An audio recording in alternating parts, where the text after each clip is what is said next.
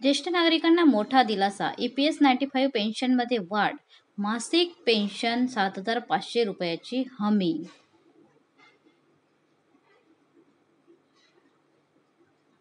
देशभरातील लाखो पेन्शनधारकांसाठी आज एक मोठी घोषणा झाली आहे. केंद्र सरकारने 1 मे 2025 पासून EPS 95 योजनेअंतर्गत पेन्शन रकमेत खूप मोठ्या प्रमाणात वाढ करण्याची घोषणा केली आहे. या उपाययोजनेमुळे सर्व लाभार्थ्यांसाठी किमान 7,500 मासिक पेन्शन असलेल्या सुमारे 67 लाख पेन्शनधारकांना दिलासा मिळतो. EPS 95 पेन्शन योजना म्हणजे काय? 1995 मध्ये लागू केलेली कर्मचारी पेन्शन योजना कर्मचारी भविष्य निर्वाह निधी संघटनेच्या EPFO नियामक मंडळाच्या अंतर्गत काम करते. ही योजना खासगी क्षेत्रातील कर्मचाऱ्यांच्या निवृत्तीनंतरच्या दीर्घकालीन सिक्युरिटीज लक्षात घेऊन सुरू करण्यात आली होती. सेवा कालावधीत EPF अंतर्गत एकूण योगदानाचा एक भाग पेन्शनधारकांसाठी राखीव ठेवला जातो, जेणेकरून वृद्धापकाळात कामगाराच्या उत्पन्नात कोणताही अडथळा येऊ नये. आता किमान पेन्शनमध्ये 7,500 रुपयेपर्यंत वाढ. पूर्वी EPS 95 योजनेअंतर्गत अनेक पेन्शनधारकांना दरमहा 1,000 पेक्षा कमी पेन्शन मिळत होती. आतापासून सुधारणेच्या नवीन मंजुरीसह कोणत्याही पेन्शनधारकाला तो कोणत्याही श्रेणीतील पेन्शन असो, वृद्धापकाळ, अपंगत्व किंवा कुटुंब पेन्शन असो, मासिक ₹7,500 पेक्षा कमी पेन्शन मिळणार नाही.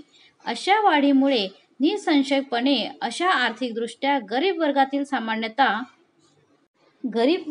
सामान्यतः अक्षम वृद्ध आणि विधवांना लक्षणीय आर्थिक दिलासा मिळेल.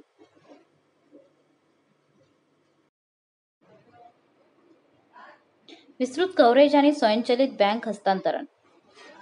आता भारत सरकारच्या कामगार आणि रोजगार मंत्रालयाने जून 2023 मध्ये प्रकाशित केलेल्या अहवालात असे म्हटले आहे की या पेन्शन वाढीचा विधवा किंवा अपंगांना आणि EPS 95 पेन्शन अंतर्गत कुटुंब पेन्शनधारकांना खूप फायदा होईल.